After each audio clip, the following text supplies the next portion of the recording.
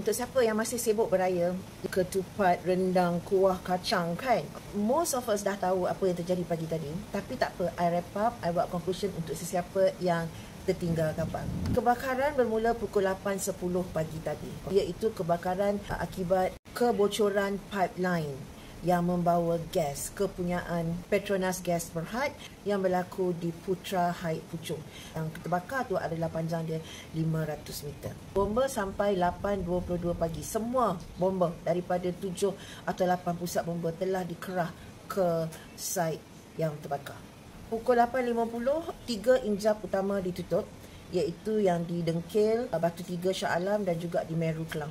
Tapi apa yang ada di dalam saluran mengambil masa 4 jam untuk terbakar dan untuk dipadam.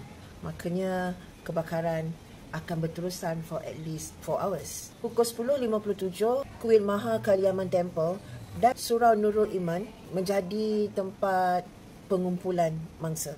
11.06, Masjid Putra Heights dibuka untuk jadi PPS, iaitu Pusat Pemindahan Sementara. Elite Highway juga mengambil langkah-langkah keselamatan menutup laluan daripada Sifil ke Bandar Sarjana Putra. Pukul 12.19, Masjid Al-Falah di USJ juga dibuka untuk shelter bagi mangsa-mangsa yang terbabit, because banyak rumah yang juga turut terbakar. Jumlah yang terkesan atau terbabit adalah 112 orang, dibawa ke 3 hospital yang mana memerlukan rawatan. Ada yang sesak nafas, ada yang melecur. Jumlah rumah yang terbakar 190, kereta yang terbakar dan rosak 148, motor yang terbakar dan rosak 11. Pukul 1.51, Elite membuka semula laluan yang ditutup tadi. 1.55, api memang dah terkawal. Pukul 3.40, api boleh dikatakan telah berjaya dipadam.